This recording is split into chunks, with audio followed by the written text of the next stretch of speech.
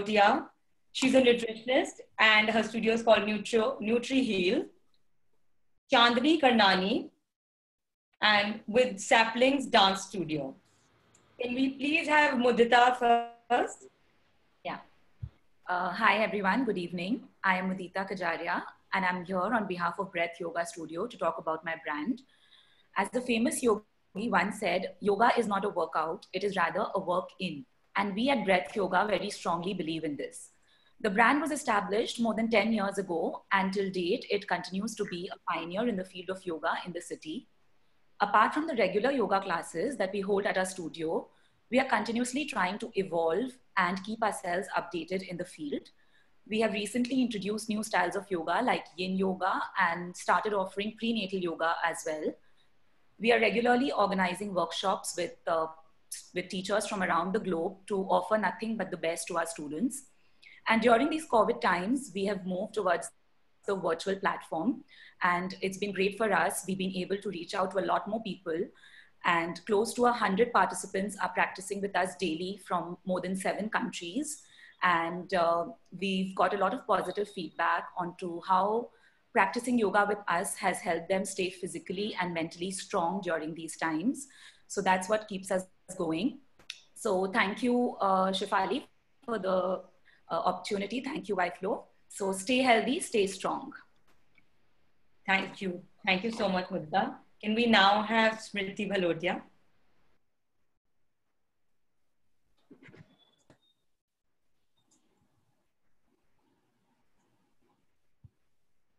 Smriti, are you there?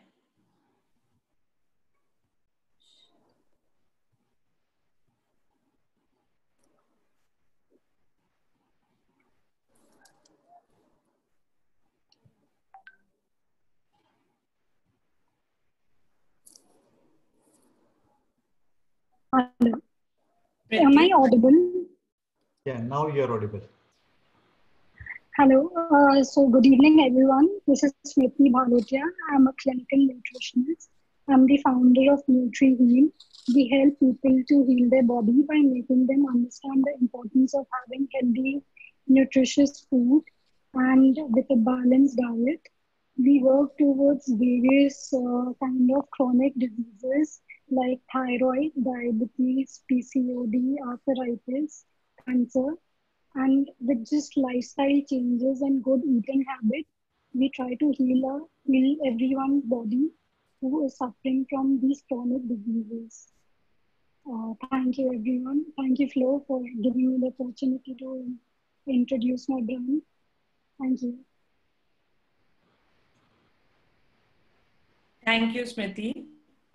Can we now have Chandni Karnani? Chandni, just be a little loud so that we can hear you. Yeah. Hi, this is Chandni Karnani here. And my studio is called Saplings, a creative studio for kids. So basically what we do is it's a music and movement and yoga studio for kids. And we deal with kids from 2 to 6 years old. So, you know, it's a very tentative age where we try and positively impact the lives of all children through joyful dance, programs and yoga stories and happy singing that instills confidence in the children and promotes learning, encourages social teamwork in them. So as it said that music enlifts the mood of every age group, and this is been happening since a lot of time. Music always changes the mood of people, and it makes us the mood very happy. So that is what is our main aim, that we want to have happy children. And, you know, these are living messages that we send into the future. Like all the children are living messages that we send into the future. And we want to give them that kind of an environment where we see them healthy and happy. And that's the message that we send into the future. So what we do exactly is for children from 2 to 6 years old, we have music, movement and yoga classes. Then from toddlers to 6 years old, we do play dates for all kids. For 4 years and above, we have Kathak, Odissi, ballet and hip hop dance classes.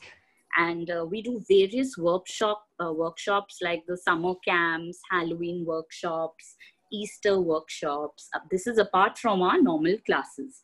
We also have an annual show where we give all the children the opportunity to be on stage at this young age only, and it's called Bedazzled. Now, at Bedazzled, we also practice with kids with live music. You know, we have live musicians who play and we sing to their tunes.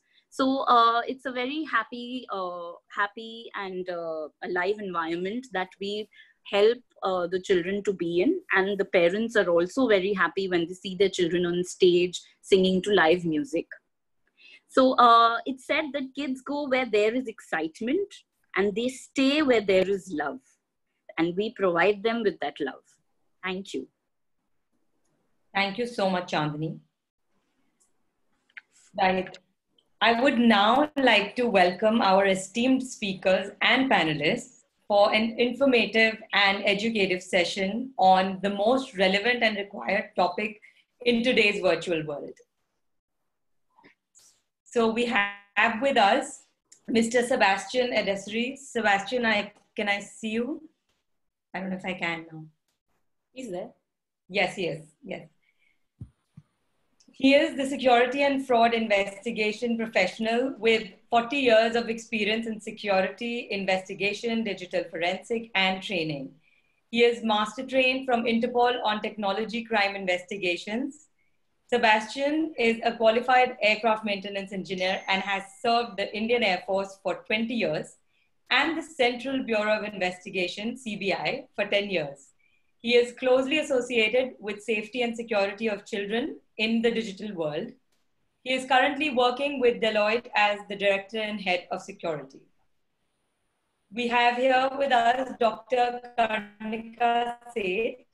She is an internationally acclaimed cyber lawyer and expert on information technology laws, practicing in Supreme Court of India. She is an author, educator, policymaker, and women and child protectionist. Kanika was consulted by the UNICEF on laws and ways for combating child online abuse and also guidelines to ensure cyber safety for children virtually. Then we have with us here Ms. Nirali Bhatia, a cyber psychologist, psychotherapist, and a certified internet addiction therapist. She is also a TEDx speaker and the founder of Cyber BAAP, which stands for Cyberbullying, Awareness, Action, and Prevention.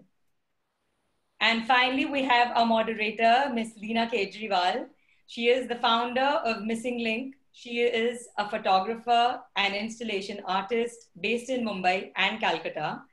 Since 2015, she has been working with single-minded focus to create meaningful and impactful programs for prevention of trafficking. She has received various awards and accolades, and she is our eminent moderator today. And of course, a past floor chairperson, Calcutta, and not to miss out on mentioning that she is my senior from school and ex-MGDN. Welcome all of you. And Leena here, I would now give to you to start. Thank you, Shefali, for the amazing introductions. I think each one of us are very happy. One thing which you forgot to mention, I'm also the founder of the YFlow Kolkata chapter. In my year is when you all started. Oh, wow. Thank you. I'm sorry. Okay.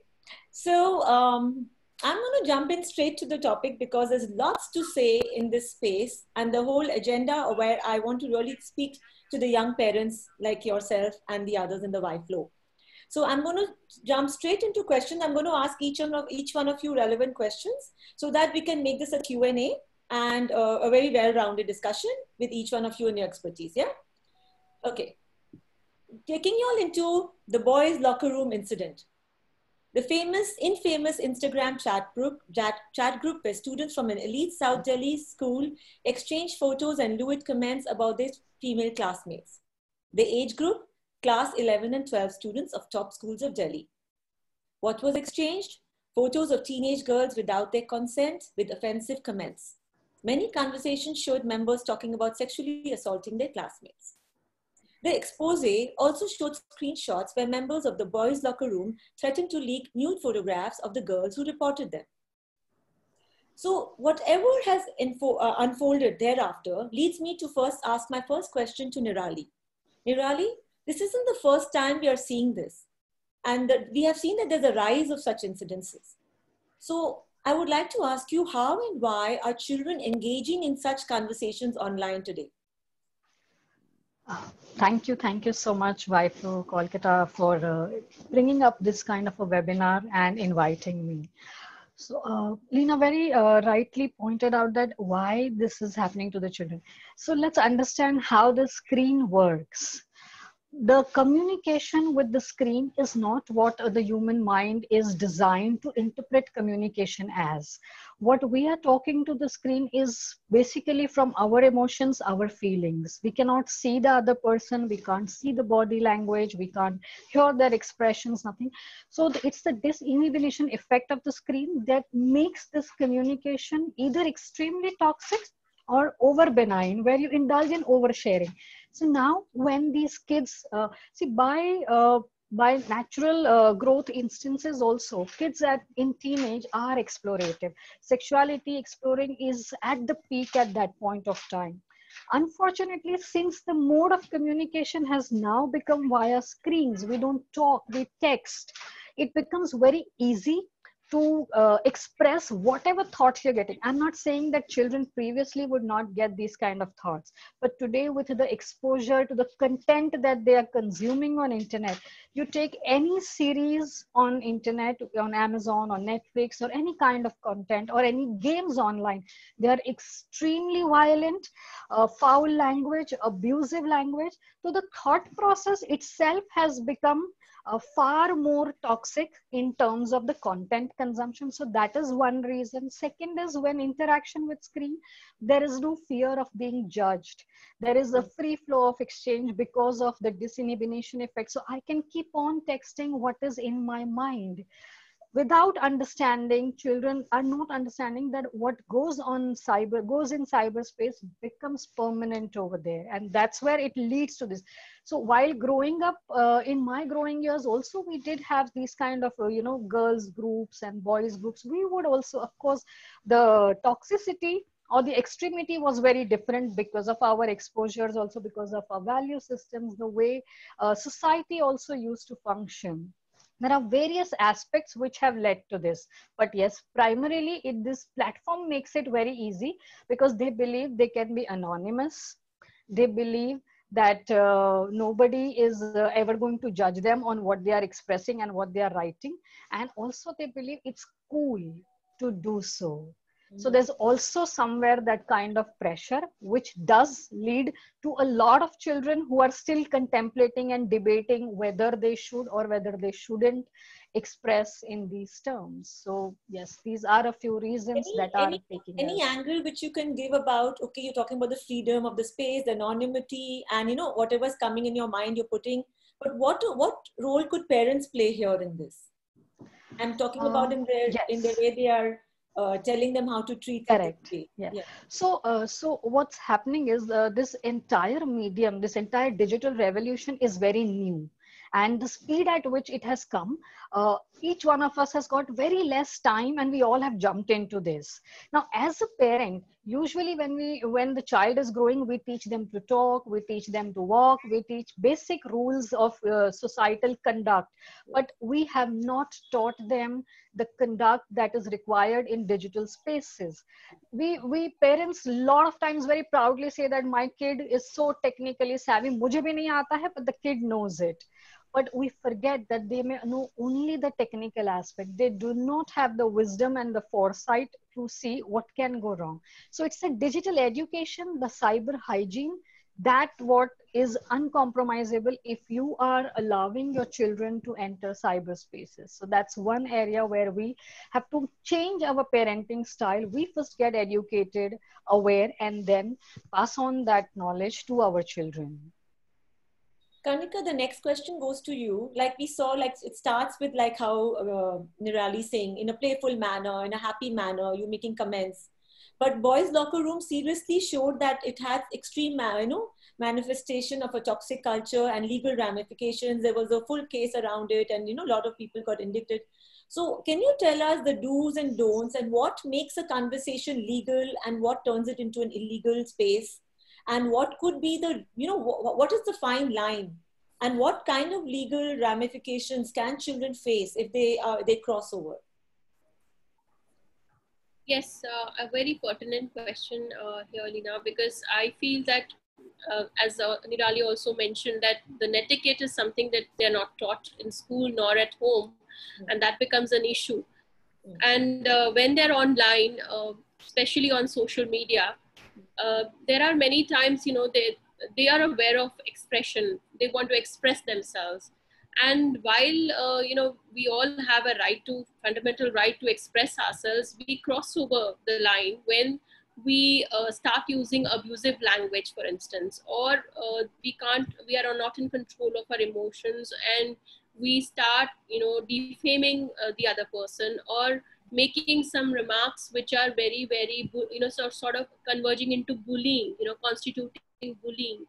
That is when we are threatening them that we will spoil their image, or we will cause body harm, or we will start verbal abuse or sexual assault or a sexual abuse on them, forcing the girls to click selfies and send to the boy, or sharing a particular video, stealing her photographs by hacking and morphing the pictures and putting them on other sites which are pornographic, for instance, or engaging in acts like using malware to steal their even credit card information, for that matter. So damage to data, spoiling the entire data that may be on a gadget, just to take revenge because there is an estranged relationship.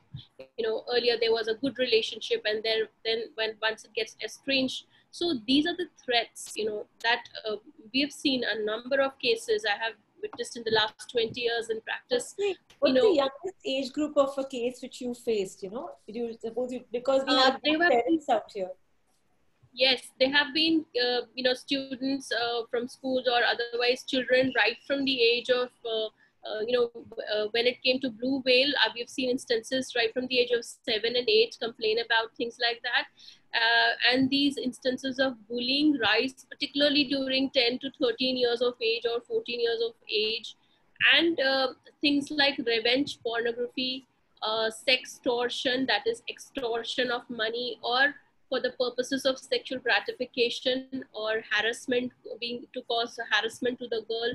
Those cases exceed, I think normally from the age group of 13, 14 onwards to about 17, 18. That's as regards children. In adults, this can go on. Even women have faced harassment online. But by and large, I've understood this from the various discussions or the cases that I've handled, that if we teach the children cyber safety tips, if we teach especially our girls that they are not supposed to share anything which is personal, neither their pictures nor videos with anyone, that will safeguard themselves from a lot of harm. And the moment they start facing bullying online on social media, or somebody stalking them, stalking is watching somebody's movements online with the intention of causing inconvenience or intimidation or some sort of fear, rising of a fear in the girl's mind. So stalking is another issue which the girls have faced. So is trolling. On social media, if they write something, the girls are being trolled for expression of opinion. You must have gone through the Shreya Singhal case, like that was a landmark judgment where girls started expressing their opinion about a particular topic and they were arrested. And that's how Section 66A in the IT Act got struck down. So fundamental right to free speech is fine, but the moment it starts being abused as an issue, the thin line is that we need to be very, very observant that somebody should not be bullying, the girl. Or if that part of any gender, I would say because laws protect both genders. Yes. So particularly women and girls, because they are more often the victim of crime. Thank you, Kanika. So I'm going to go back to this very interesting. I was seeing the stand-up comedy the other day, and the stand-up comedian says the internet today is what smoking was 20 years back, and that line really stuck me. 20 years back, we all were smoking everywhere. Pregnant women were smoking, little children were taking in, the father was smoking right next to them. There was smoke all around us if we went to restaurants, and everybody thought it was really cool.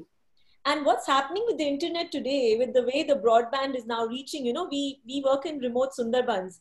I actually have high-speed internet in Sundarbans. I mean, what is remote anymore? There's nothing which is remote.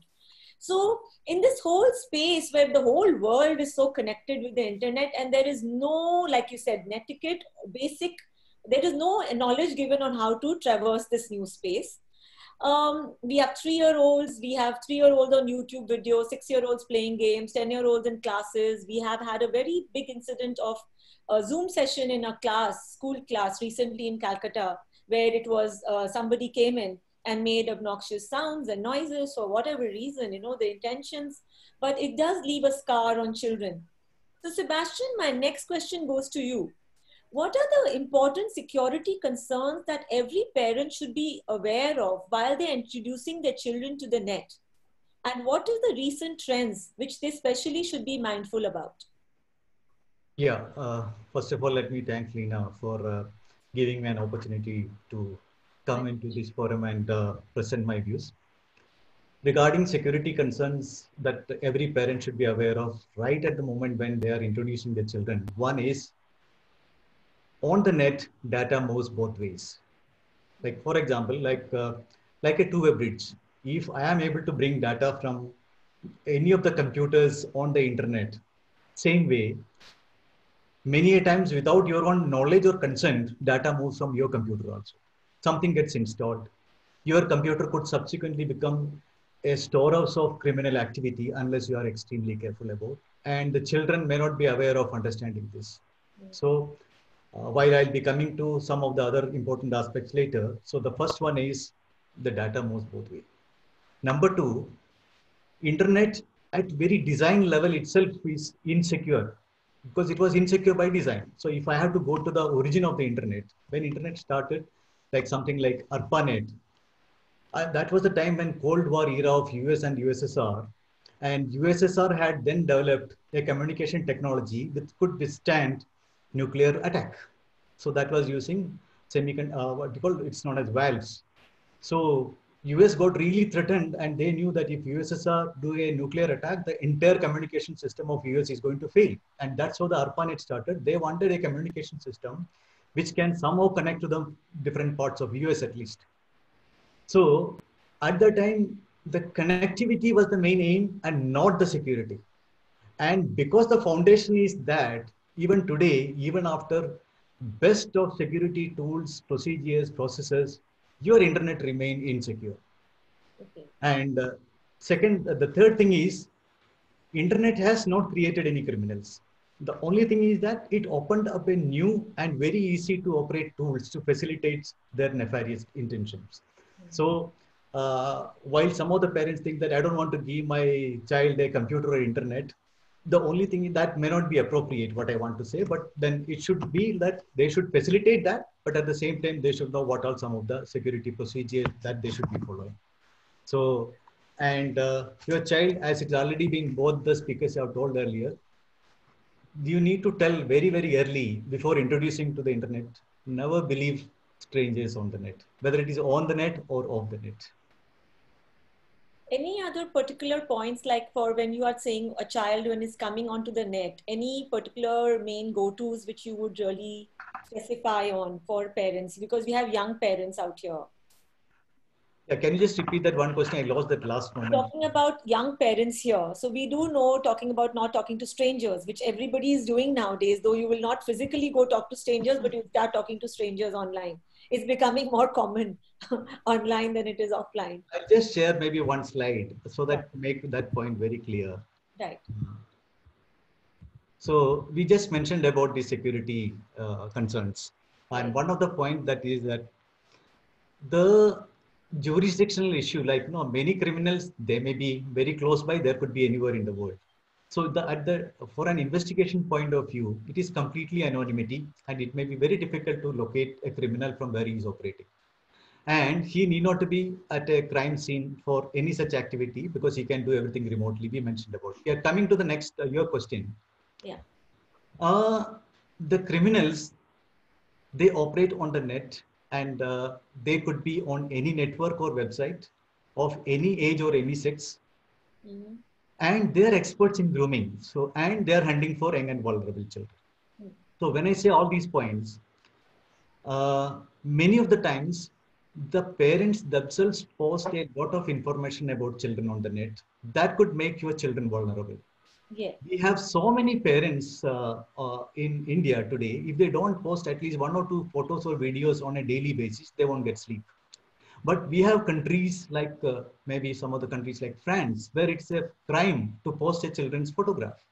Now, the thing is that by posting different information of children on the net, they themselves are making their children vulnerable, actually. They come to know where this child could be because many of the photos have the information about GPS location, where the child is, and then how can the child be tracked and trapped. So all these can be designed by a simple research methodologies, and they are able to approach the child. Say, for example, my child is studying in a particular school and the parent themselves is posting a particular photograph or information about that. So any criminal who is trying to track that child or trap that child, it becomes very easy. Now there could be a way between that school and his residence, which could be very well made use of, etc. So my advice to all young parents are that try to avoid giving any information about your children on the net. We'll come to other aspects subsequently later. Lena, Yeah. I'd like to just mention one more thing, like Sebastian explained on security particularly. There's a lot of insecure Wi-Fi connections we are using today. So WPA 2 or 3 are the most secure ones, more secure ones that one should use. The OS, the operating system, needs to be completely up to date, up to date in terms of patches. Any kind of antivirus, if you are using, or anti-spyware, that needs to be put in, because that's very important. Plus, children are using multiple passwords, and across different accounts, even video conference or LMS systems, the learning management systems given to them by schools. So they have to keep some password manager in an encrypted manner, safeguard all the passwords. That's very crucial. Apart from the fact that they're not supposed to talk to strangers, if they're trying to use any new service from the web, for example, in one case which I handled, a girl very innocently took up a service without reading the terms and conditions, and she wanted to put all her personal pictures in a web service. She didn't check mark the only my viewing option, and the whole photographs which were so private went viral. So if the kids are using specifically in today's times learning online, they have to be very mindful of what new services they are taking up.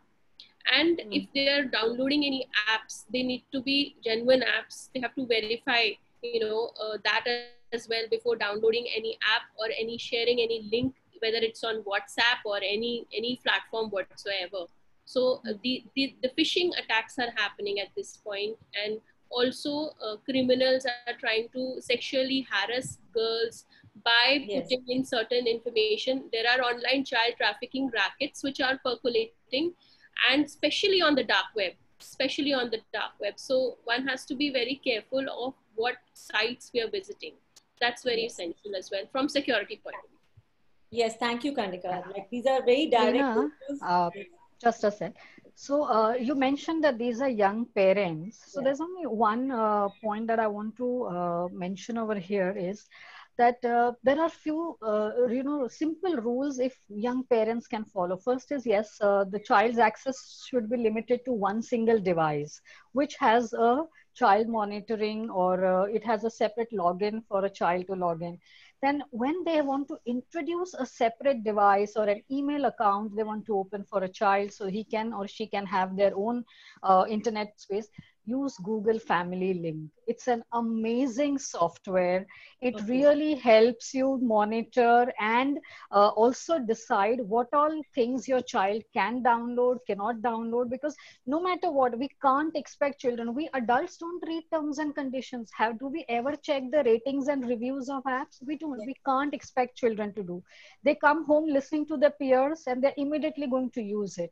But if you have given them a handset which is linked to the Google Family account, background, you as a parent will immediately get a notification that this on this device, this is being accessed. So it's a wonderful tool. All Android phones today have an inbuilt Google Family link as an app, which should be used. And yes, then there are other rules like, one device, keep it in a public space, no bedroom use, etc., etc. There's a lot, but these are essentials, No, that's non-compromising. great. I think, Shefali, that's a great pointer for you, for all your parents, because that's the main intention, so that everybody goes back with some clear-cut agendas and ideas about how they can really keep their children safe, because all your children are online today with the classes, right? So I do hope all these insights are going to help you all, in the coming days. So going back to how children are online and the way they're consuming the internet and social media. So Missing actually works on the UN first piece on prevention against trafficking. And we use the power of innovation, education, and empowerment to prevent this. And we do this through a systematic school program. And we go into schools and we do an awareness program, which we give them insights into how can you get trafficked, how do you keep yourself, who are the kind of people who could be approaching you, and we really do a systematic understanding of the space of how to keep yourself safe. So we recently conducted this national anti-trafficking drive, which we went into Tier 2 and Tier 3 cities. Nirali, I remember you were telling me that most of your cases also come from, 90% of your cases come from Tier 2, Tier 3 cities. Yes. You never imagined that, right? So we actually went there and we went into 9 states of India and around 7,000 students. And we got to know, of course, the major consumptions are happening on Instagram, Facebook, TikTok, of course, was there, and Snapchat. 67% said that they get friendship requests and 46% said they accept it. Okay, they accept the friend request. 49% said that they get sexually explicit material or pornographic material while browsing the internet. 58% of those said that they close the site. 42% of boys and girls said we look at it. And even if we shut it primarily, we'll probably go back to it and look at it because they're curious. Only 17% said that they might have an idea that there might be a link between sexually explicit material, pornography, and sex trafficking. What was at the same time, we saw that 63% of those who watch pornography said that if they knew that there was a correlation between pornography and exploitation, then they would actually stop watching pornography. So Missing Link Trust is actually dedicatedly working on prevention, and we are doing research-based interventions so that we can come up with, good programs and even give insights to educationists and policymakers to see how we can create the shift in the education programs, or even add a program like I've had Mr. PM Nair tell all the time when he's talking about anti-trafficking, how awareness is the key to prevention. And that's what we are doing. So talking about this whole thing about porn and how children are consuming porn, Nirali, the question actually goes back to you, because you're seeing about the relation about, because you get a lot of insights into how are children consuming porn and the psychological impact of pornography on children, and in relation with how parents should do something about it. Handle it. So with this entire explosion of cyberspace and social media and the kind of content we're having, the kitty of pornography has really broadened. It's no longer left to visiting those specific porn sites, which technically are banned, but they are all accessible and available in our countries also. So I'll just give an example of a first case of a child that I had got, 11 years old kid. Now kids travel in school buses where of course there are older children also. So one of the child happened to show him, look at this, and that's how this child was exposed to a pornographic clip. When by the time the kid came to me, he was almost on the threshold of addiction. An 11-year-old, as young as that. And obviously no parent can be a satellite parent continuously watching and monitoring this. So the point that I'm trying to make over here is that yes, when your children, irrespective of being in cyberspace or not, at some point of time in age, they will get exposed to this. Unfortunately, because of cyberspace, the age has reduced. So yeah, what matters over here is that if you come to know that yes, your child is watching something like that or has been exposed to content like that, instead of panicking, instead of getting scared, the best thing you could do is sit with them and explain to them in an appropriate manner the right facts about sex. It eventually is all about sex, that is making it extremely interesting for children as well. Also, if it is very young children, then like security wise, you can have your firewall settings and all that within your home facility. It will not ever happen. So yes, a lot of people say that, you know, from one video we reach to the another video and all, but if you have your firewalls in place, if you have very stringent security systems in place, a lot of that can be avoided. Nevertheless, the best way to do is that we know by age of 10 and 11, the exposure increases. So that's the time you talk about sex education. You get them educated so they can differentiate the impact of pornographic content and the expectation of a rightful sexual relationship, which is what eventually the harm from pornography is more about. Yeah, because like we were saying, the main reason why actually children become victims or vulnerable is because of their curiosity. Yes. And the curiosity is only kindled because of the lack of understanding of the space. And that's only happening because parents aren't talking about sex. Yes. And to children young enough who they don't think are old enough to know it, but they don't even know what they are actually facing. Yes. So that's a very whole, big gap. Yeah. Yeah.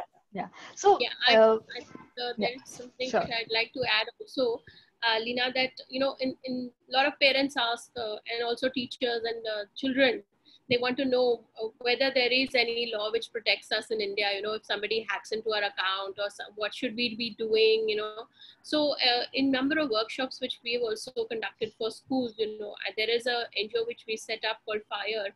Apart from my active litigation practice and, you know, corporate practice, we realize the children need this awareness a lot. So do the parents and teachers. And when we do these workshops, it's basically to tell them about the legal aspects also of the whole you know, issue, and specifically the POCSO Act, because you're talking about trafficking. I mentioned that because of that. POCSO gives the punishment of almost 3 years of you know, imprisonment and fine Right. in case there is any sexual harassment, showing off any object to a girl, making a verbal you know, advance on a girl, or sending any kind of emails, watching the girl, following a girl.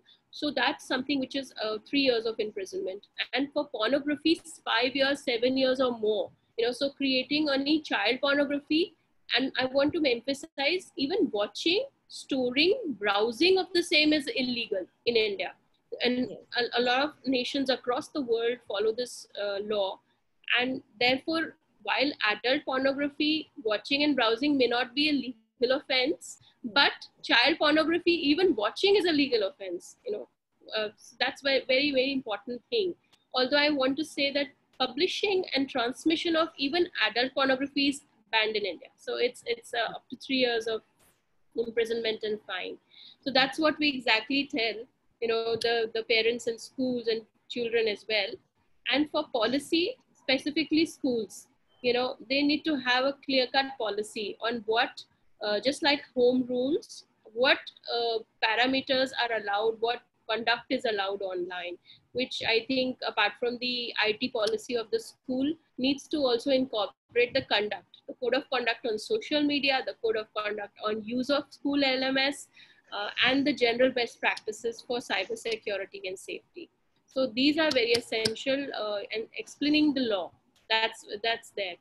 And often, you know, I have come across parents who will delete the evidence because they don't want the girl to be defamed, for example. Tomorrow she might lose her reputation in society. The family will lose its reputation if they file a criminal complaint against an accused boy.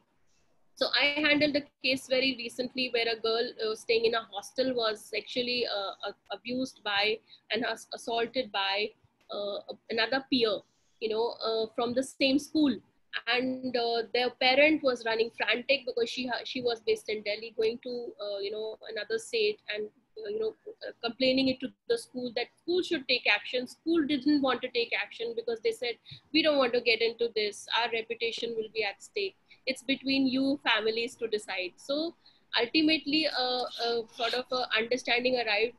Although the police complaint was lodged, the case got settled after the boy gave an undertaking that he's given all the gadgets which had all these videos and data of the girl, and he gave a complete undertaking that he will not be publishing or posting or sharing with anybody any content, and he doesn't have that anymore. So these are real life cases, and parents have to be aware. They need to check the gadgets of their kids, no matter how much resistance they may get. I'm also a parent. I understand my, our children going through teenage, they feel they have a right to privacy, but we must tell them these things, and we want to avoid, prevent these kind of problems. There have been girls who've committed suicide, Lina. I know, we've read in the papers, there is increasing depression. And because of these problems, parents are helpless. They have no clue. So as Nirali also pointed out, we must use filters, we must use firewalls. And Sebastian also pointed out, we have to have the filters right in place. The parents can put it at a browser level also. They can put it on the Wi-Fi level also, at the router level. Then all the gadgets in the house will be protected. If we put it at the router level, then you don't even have to install softwares on every gadget. So that's great. also That's a great insight. Yeah, that's amazing. That's a good. Shefali must tell that to all the parents. Yeah. There was this case which Nirali was mentioning with a 13-year-old, because I'm very keen on sharing. Yeah, that's a grooming case. Grooming cases, because these are all young parents and their children are soon going to be 12. Some are already 13. So they're talking about girls getting groomed online in their own rooms on their own laptops. And I believe you're saying this girl actually didn't even have her own phone. She used her mother's phone. Yeah. So the parent is keeping all the checks and balances, but still it's happening. So I think an insight into such case would be very important. Yes. So it's very, very common. See, like what Karnika said, that's an ideal scenario that yes, we want to check our children's phones and we want to make a case. But honestly, tell me, which parent or which child would want to get engaged into a legal matter? These are practical scenarios. I'm not anti-law or anything. I literally actually tell them that let's do it so we can stop those perpetrators from harassing somebody else. But practically, no one wants to go through the legal system because of the issues in our country in terms of lag. So in this case also what had happened that yes, parents were very vigilant. They had very strict rules that no personal devices, this, that. But they are children. They are peers. They have peers, and they are very smart. So the girl was having an Instagram account for a very long time, but she had it on her friend's mobile, and that's where she had got a friend request from a stranger. But that stranger had her picture on it, and he said that you're very beautiful, and she in her Instagram bio had written that she plans to join police, IPS, and she also plans to become a model.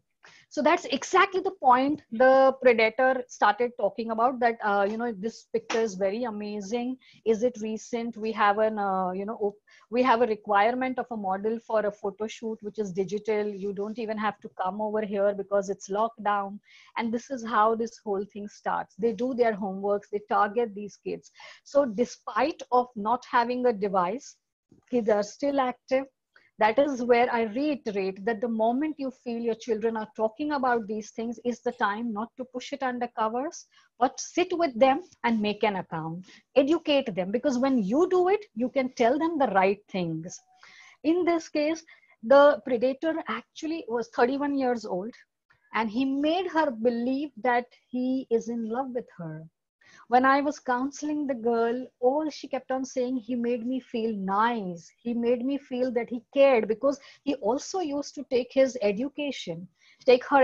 He would help her. When you want to revise this chapter, do. So they invest time.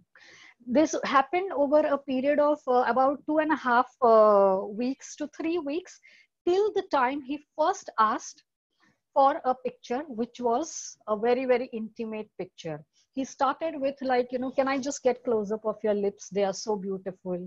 Then it went down to, can I get picture of your breasts? And that's how, after winning the trust, is where the girl started showing, till it went on to a level where it became a full-fledged cyber sex.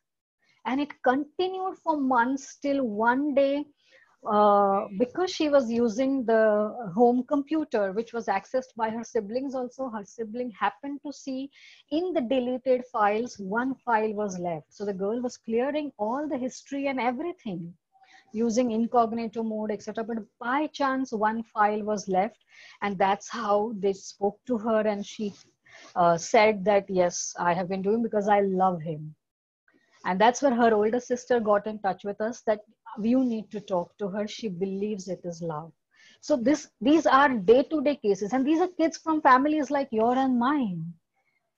So parents, let me burst that bubble that this can never happen to me or my child. This is internet. No one is safe over here until you're smart. Sebastian, Sebastian, you said you want, because we're talking about how children are now getting groomed, it's becoming, you said there were certain key points which actually can tell you if your child is being groomed. Certain signals which tell you your child is being groomed. Remember, you were talking about those points. Sebastian, you want to share those, the grooming points?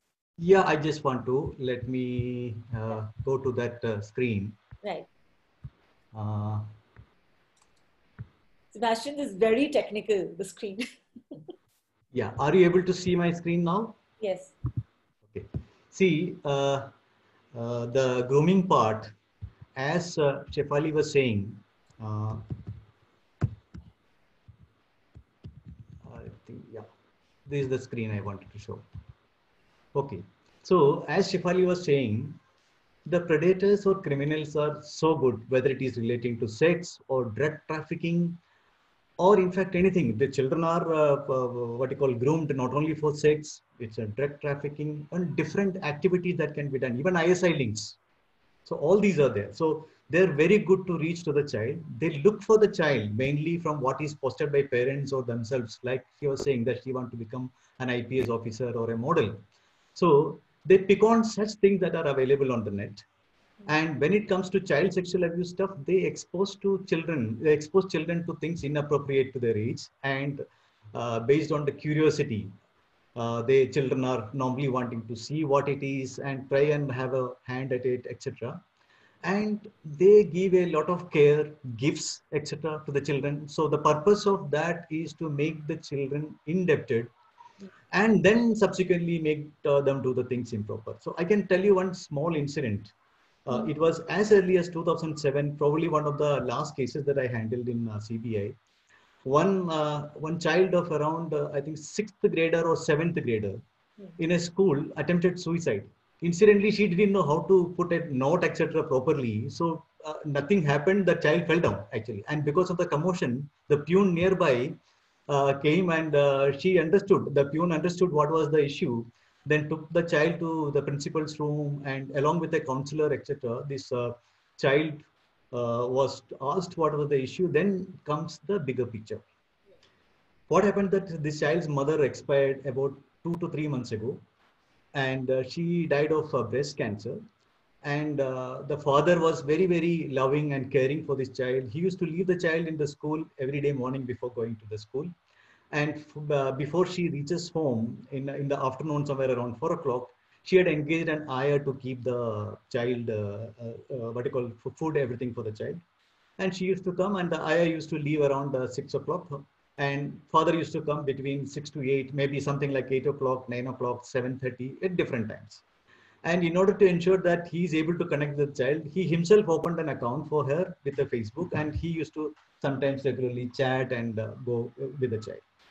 And it was during one of this chat, this child got an invitation saying a Didi from the same school where she was studying.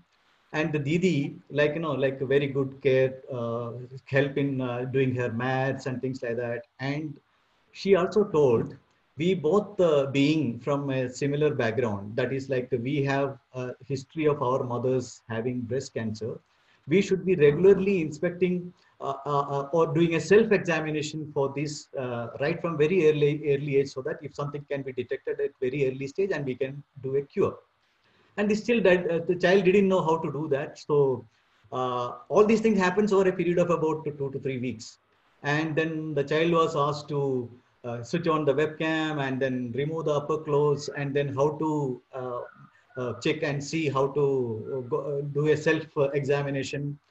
And all this continued, and then next day in the evening, an old person from the nearby household, he's coming and knocking at her door just after I left, and before her dad comes in. And he had a photograph of hers without upper clothes, and he tried to kiss her, and then she shouts, and then somehow she is able to go that day. But this person told while going that if you tell to anybody or even to your father, your father will be killed. Not she, your father will be killed. And she was afraid what to do, what not to do, and unable to study or concentrate on the studies, etc.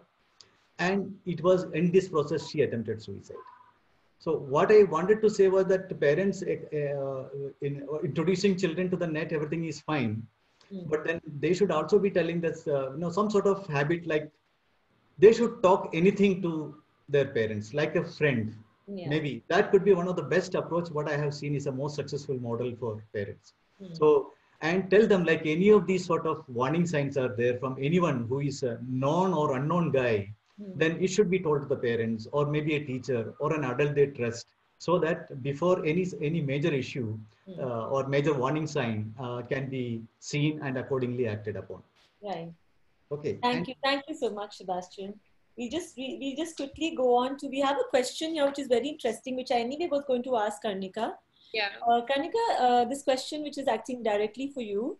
Where does one go if one's family or friend has a victim of online scam or cybercrime? What is the next step one should do? Yes, I was actually going to go on to that answer itself without even if this question was not there, because it's very important. Yes. So if there is a cybercrime, especially if it is sexual harassment cases, we have to notify, we have to inform the police. Yes. And that is not something which is optional, but it is mandatory. It's mandated by law in the POCSO Act. And section 1920, if you go through that, it has an important obligation that you must report it to the police. Right. Helplines are available. The National Helpline 112 is where we normally report these crimes. And on the cybercrime portal, which is the cybercrime.gov.in, that's the portal. Especially in today's times when you may not be, able to visit a local police station, you can, at the comfort of your home, it's possible to just report it online, cybercrime.gov.in, and you will instantly get a receipt for the, complaint that you have lodged, and an IO of the concerned police station will be calling you back for, beginning the investigation and FIR being registered. So it's a very important thing to share here. And also, NCPCR as a body has a POCSO button, e-POCSO button. So if any child goes through any kind of an incident, and he's reluctant to share with any parent or even the teacher, one needs to spread this word, because the e-POCSO button, even a child who doesn't, he's not able to read and write too much, even from I would say a rural background, if he knows about this e-POCSO, he can actually use that. It's just a button and one word which he needs to write, and the NCPCR gets back to the particular child, or the family. That's possible. So these are essential things, and the evidence which is there, one needs to really keep that intact. Shouldn't be deleted. And try and take screenshots of those, because those links may be just, especially on social media. I must warn you, as parents, you have to be cautious. The stories are only run for 10 to 12 hours or 24 hours. So what criminals are doing is they are deliberately just posting defamatory materials or threats on stories rather than main pages. So you need to click screenshots and, keep them handy for making these complaints. That's very essential also to share here. And this whole agenda of parents want to keeping anonymity, like what would your advice be for that for them? Because everybody wants to be anonymous about these complaints. So if you're saying that they don't want to report. No, they want to report, but they're mainly scared about, it becoming a splash and everyone's name. As regards media, media is not supposed to reveal the real name of the victim. That is the mandate also by POCSO law. But often we see that in the FIR, you know, the real name will be mentioned. I think Sebastian will agree with me on that. That you know, the magistrate level, or if the complaint is going there, then the real name will be somewhere mentioned. Although we in those cases do in-camera proceedings, you know, in-camera means that the court is not open court like you have hearings in other cases, but in chamber, in camera hearings, like in, you know, separate hearings only with that child and that family, with the judge hearing only them, so that nobody else hears what the case is about. So that kind of confidentiality is there, and there are child-friendly courts under POCSO law. Child-friendly courts which allow a child a very carefree, you know, room, and where the child's statements are taken, so that he doesn't get intimidated with the court process and the procedure. So I want you to share this so that the parents here realize that it's not so scary. It can be still done systematically. You know, parents, what they see in movies is not what really is the reality, because movies just you know, dramatize situations and they show things. And any media who shares your name is actually they can be indicted in the court of law. Absolutely. So there's no nobody can give out the names of any victims. Yeah, yes. Especially for POCSO cases. Especially for POCSO cases. That yes. So, but unfortunately, you know, the POCSO conviction rate is very low in the country. I've seen only 2-3% being reported. And that's majorly also because although we have fast track courts, there are hearings, there are complaints, but there is large underreporting. So the actual figures may not be really what the NC, you know, the NC, I would say the national board, which gives the, you know, NCRB data, may not be really true, as in the real statistics. You will agree with me, Leena, that there are far many more cases than are being reported. Far more. Trafficking cases are a laugh in India, the NCRB. Absolutely. So we have a very interesting question here also. There have been cases of subliminal messages promoting and teaching self-harm in YouTube videos meant for children. How do we protect our children from such content? Very pertinent. We must immediately inform the social media, the portal. And I have myself, you know, we have sent legal notices to the social media platforms when the parents have approached us in certain cases where they have seen self-harm videos, especially during Blue Whale. And there are many online gaming apps even now which are promoting violence, and children enjoy that thinking it's a game, but it's changing the mindset. And I think Nirali will also agree with me that it has a very adverse psychological effect on a child. Yes, although it desensitizes. There are studies and surveys being done on that, even you know, abroad, and I think we are all trying to see how far we can curtail this, you know, problem. Another problem is the addiction problem.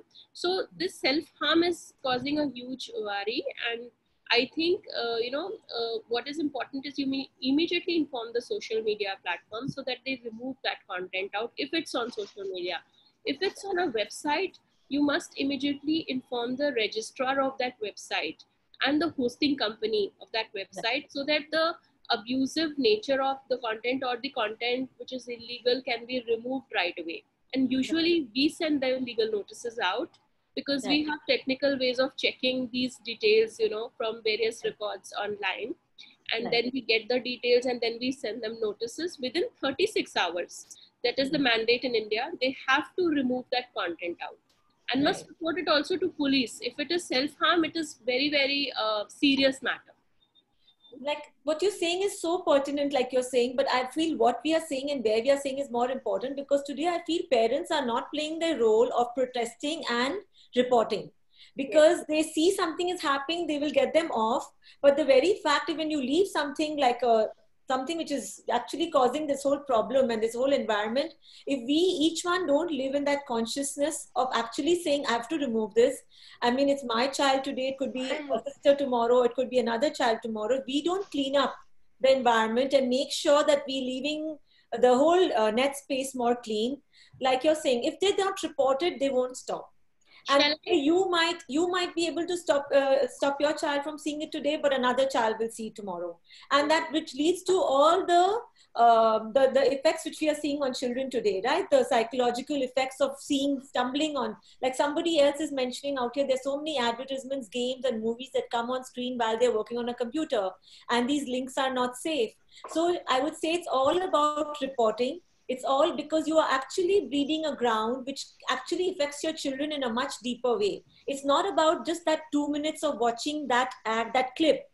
It actually leaves a deeper imprint on and actually creates havoc on the way they are shaping up as human beings. Like when I started this whole work, I won't believe it. I was working with psychologist Nirali. They said all ugliness and all violence rises from unhappiness. And unhappiness only comes when you have been traumatized in some format or the other. And this is actually as a breeding ground of, we are leaving a space which is breeding so many kind of symptoms here, which leave such big, deep imprints on children, which actually breeding a lot of unhappy children. Yeah. So, you know, in our clinical practice also, whether I'm dealing with a child or whether I'm dealing with an adult, in cases when it is adult, 90% of the behavioral issues or psychological issues at a later point of age come from your childhood experiences. So, you know, having a beautiful childhood is very, very important. And children require only 3 things to have a lovely childhood. The first is love and care. The second is security. And the third, which we all feel they're just children, but they still need, is respect, self-respect and respect from others. So none of this, without this, no child is going to really have a problem-free childhood. What you go through your initial 14, 15 years of life is going to shape up your rest 40 years of your life. So investing the time now in a relationship with a child is far more important than in a gadget. And you know, like you said, that parents don't want to report, they fear reporting because of the process, because of whatever other reasons, or anonymity also. So let's understand that the moment you allow your children to be part of cyberspace, to be part of social media, you are dropping anonymity. Then it can't become subjective that no, only while reporting I want. Sorry. Then don't allow them at all if you want to retain that kind of, because children also, when they write to us, every single complaint has a line saying we don't want to involve our parents. Can we do it without informing them? And the reason always is because they will not understand. They will cut off my social media, they will cut off my internet, they will take away my device. Is that a solution? Not really, because they will still access.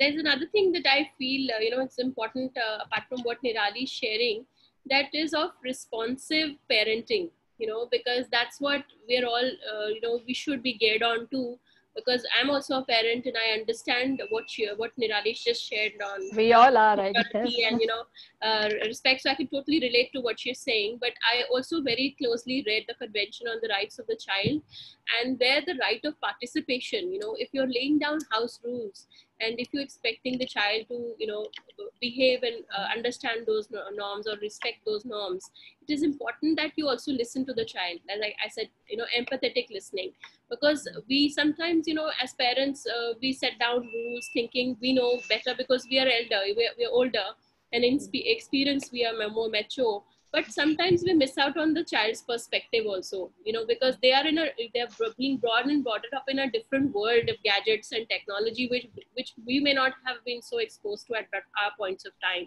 So we have to come to a balance. We can't take away the internet access from them. At one of the ICMEC Singapore's conference, I was discussing whether there is a need for giving them the internet access at all, or should we just completely take away gadgets from technology from children?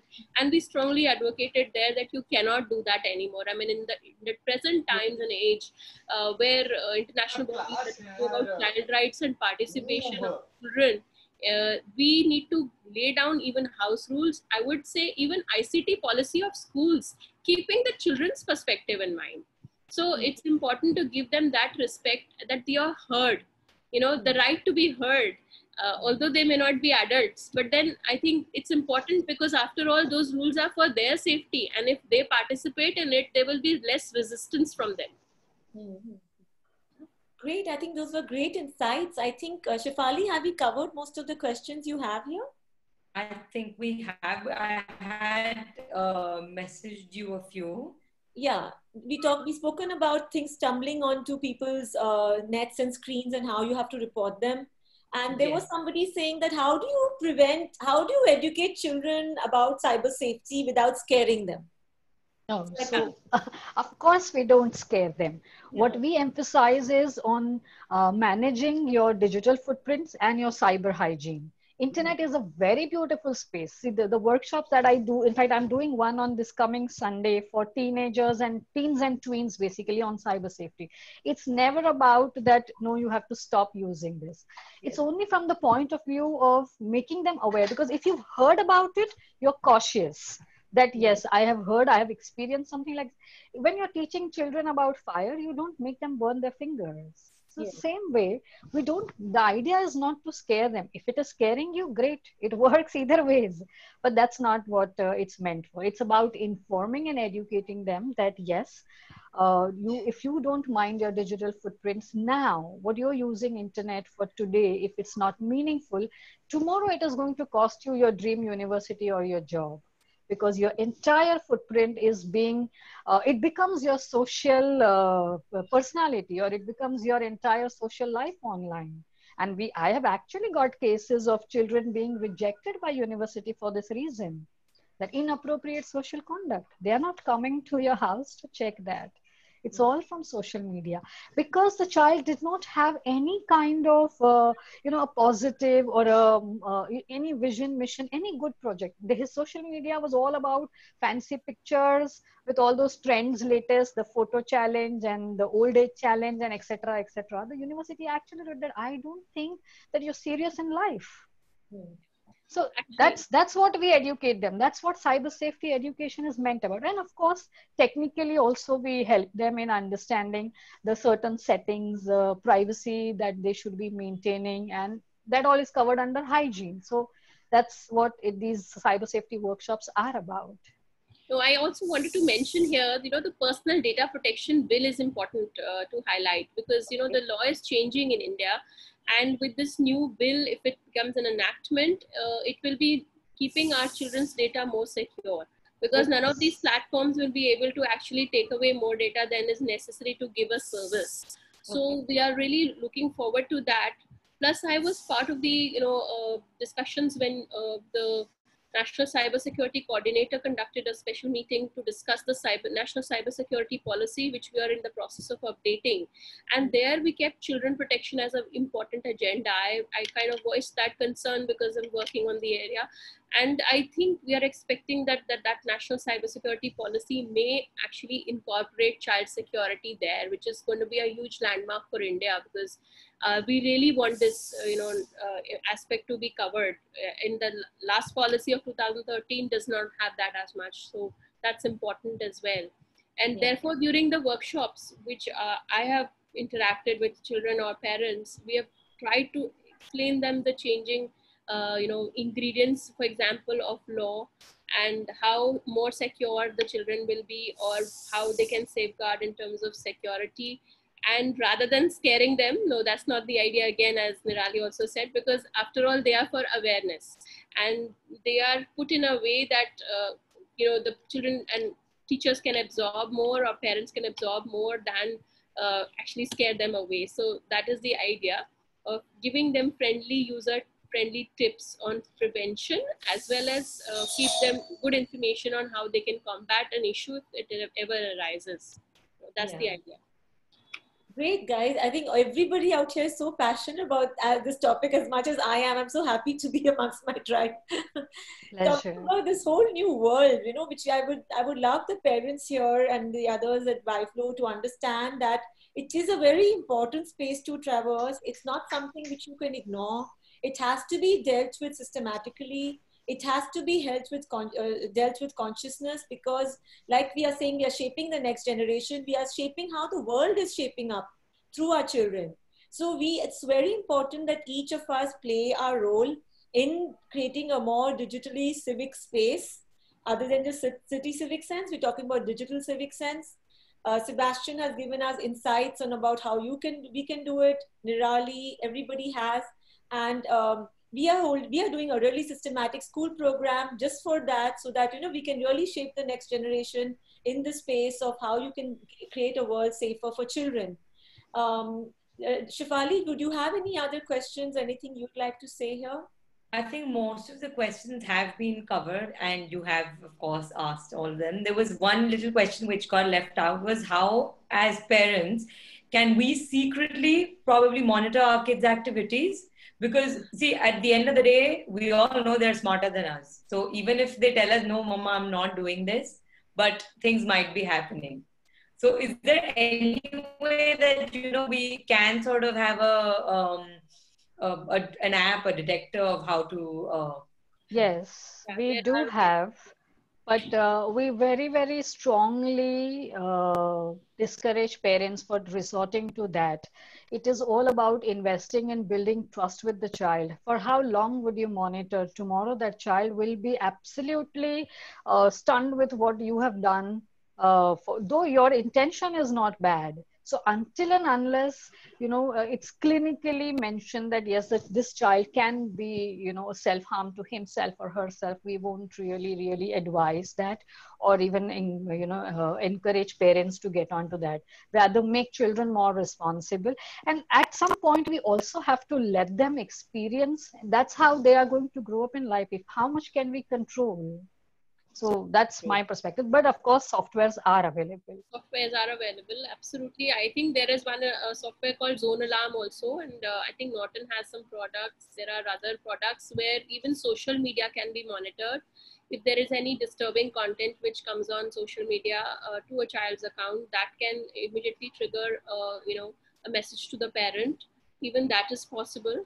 We are in the today's times when CCTVs, have kind of become a norm. So in the houses, while that helps, but on the cyberspace, you really need that kind of a filtering mechanism or that kind of a reporting. So sometimes with the consent of the child also, those can be put in. And if you feel that there will be a resistance and there is a real need for you to monitor, then, Zone Alarm and other such softwares, which also give you updates on Facebook and other social media, what is happening, is something that you can adopt. Maybe, that's something possible. Thank you.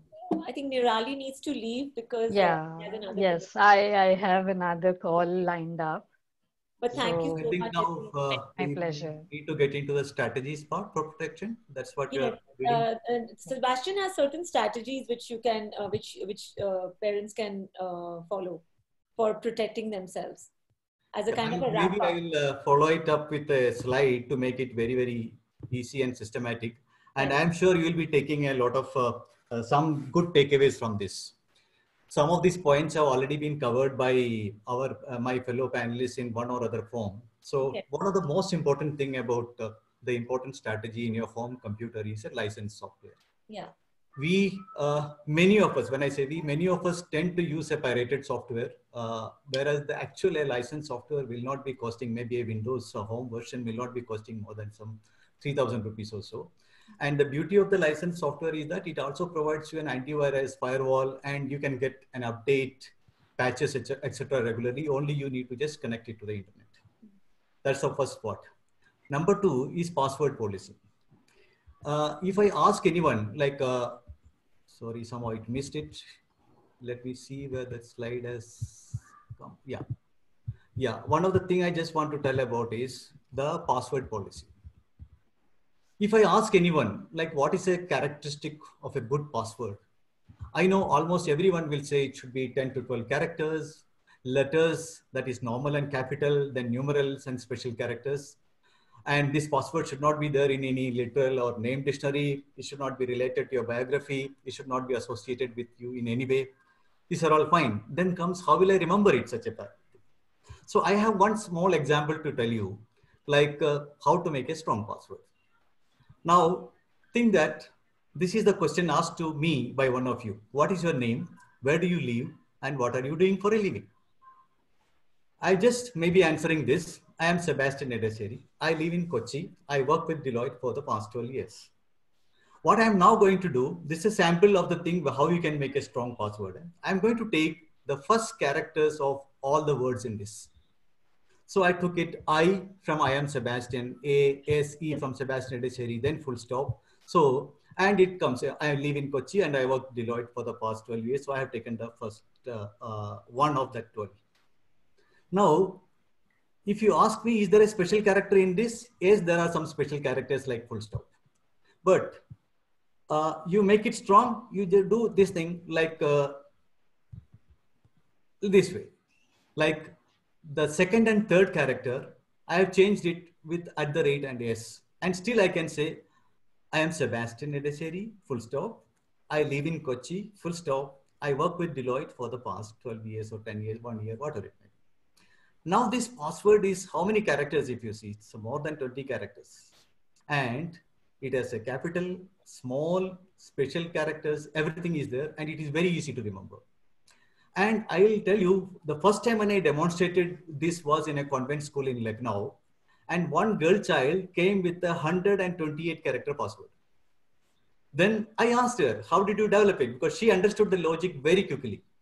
She is from a very pious family of Hindu family, and one of the prayers that she every day used to have, and she has by then had by hearted, that is a Hanuman Chalisa. So she used to take the first characters of that Hanuman Chalisa.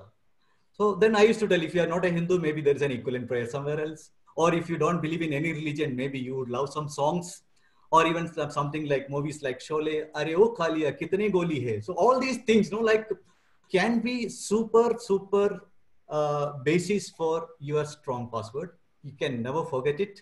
Maybe you make it 2, 3. And then there is a question that comes after 3 months, some banks ask to change this password. So what I normally do is, maybe at the beginning or at the end, I replace with some numbers like 1, 2, 3, 4, things like that. So that you are continuing to be there only and remain with a very strong password. So maybe this is one strategy that is going to save you a lot, because many cases in hacking or any cyber related security incident, it is associated with you are unable to make a strong password. And another research study says that about 82% of the people in the world, they use their biographical information for a password. Something like their date of birth, the date of marriage, name of children, the registration number of the car, or the first school you studied, things like that. So all these are available in somewhere or the other place, and it becomes very difficult. So make a strong password. Then comes wireless routers. She mentioned about, Karnika had mentioned about. One of the most important thing that you need to do is change the default password of these wireless routers. By default, wireless routers come with a user ID as admin ADMIN and password also again ADMIN. And it becomes very easy to get into that and then do whatever hacking, etc. you want. I have many case studies, but for want of time, I am not going to mention here now. And there is a process called MAC binding within that. That means even if your password is lost or leaked, if you configure your wireless routers by which it can be connected only to certain MAC numbers. MAC numbers mean that are the unique numbers of your computer, and equivalent numbers is IMEI numbers of your mobile, etc. So even if password got leaked, it will not get connected to any other device, but exclusively to the unique MAC number or IMEI number that you have given. Then again, connecting with children. I go for a lot of program in the schools. And whenever I go to school, one of the questions that I ask maybe some of the children sitting in front is like, Beta, what is your email ID? So that I will say, Sania2012@gmail.com. So 3 things is already revealed. Sania means it's a girl child. And 2012 is the year she is born. And she is a girl child. So name, sex, and year of birth is already gone. And it becomes very easy for a good researcher to find out what other details she belongs to. So I tell the parents, maybe create some funny email IDs like butterscotch 2050 or some number at yahoo.com or at gmail.com or peanut at gmail.com. So what are the advantages of these? From the email ID, no other person will be able to guess what could be the actual name of this child or the year of birth or sex, etc. Then tell the children that anything getting in this world now free, nothing is free in this world. If somebody is giving you anything free, he might have a plan for making, ensuring that he makes much more out of that. So download only from trustworthy sources. Don't go for anything free. It could be always dangerous. And when you get into, like your identity documents, these days it is being a digital world. Don't send a document on scan and send it. There are some ways of putting, annotation on the scan document, like this document is handed over to so-and-so person on so-and-so date for so-and-so purpose, etc. And you yourself sign it. Then such documents are very difficult to be abused. I am telling from the background of many of my CBI investigation, like whenever a bomb incident happens in India, straight away police gets into a call with, 10 minutes before, how many calls came from our neighboring country, or how many calls have gone to that neighboring country, etc. And a lot of people are picked up just because of the identity papers they have submitted for taking that, say, phone connection. We just distribute our identities. We don't even take care of like how much our identity paper should be handled. I even say, like, if I have multiple identity cards, like say, for example, an electoral identity card, normally it is valid for years together, 15 years, 20 years, 30 years in some cases and all. And if I have multiple ID cards, the ID card that is going to expire maybe next year, that's the one I will be using. I will not be using that ID card, which is going to be expiring after so many years. Then this could be a big challenge for many people when I say no or minimal app on the smartphone, because I don't know, even Karnika was mentioning it, like how many of you have ever read terms and conditions of when you install a smart app on your smartphone. You think of if Ola and Uber can come to you with an accuracy of plus minus 1 meter, then any other app also can have that much of capability. It can literally track you and hunt you down. Mr. Sebastian, I'm sorry to interrupt you, but I think Karnika needs to leave also for another. Yeah, please. I'm so sorry. Karnika, we'll catch up. Yes. Thank you so much. I think it's been a pleasure to be here with YFLO Calcutta hosting this, and Leena and all the panelists, Sebastian, Nirali, we all heard from, and Shefali, thank you so much for Thank you, Karnika. If we can just wait 1 minute, I would just like to invite my senior vice chair, Varsha Wadhwa, to give us the vote of thanks, please. Varsha, are you here?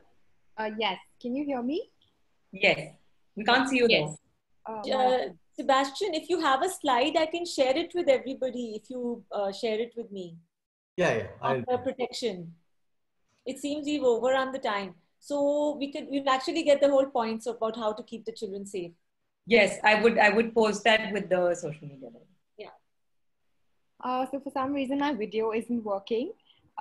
It's been a real invigorating and informative session to have such experts like you all, Karnika, Nirali, Sebastian, and of course, Leena, to wonderfully moderate the session to help us with a deeper understanding of the cyber world and making us aware of the safety measures to take in the virtual world.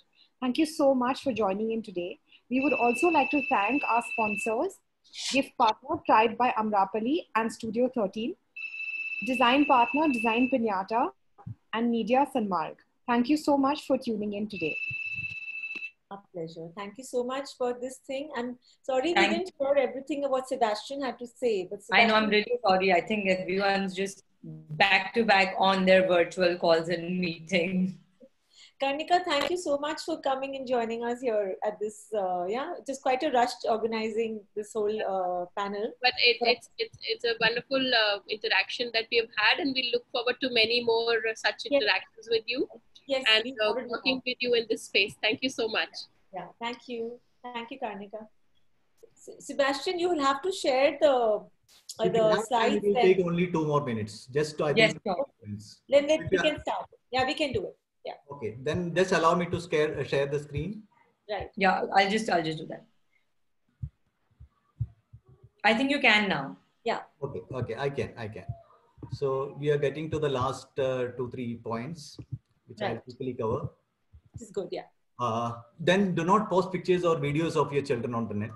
And something about default settings. Now, when anyone is getting into an account, by default, almost everything is open. And it should be made so strong, no? Like it should be shareable, non-shareable, even your own phone settings. Is it with a PIN or password protection, etc.? Then restrict apps that are needed to be, need your access to photos, calendar, things.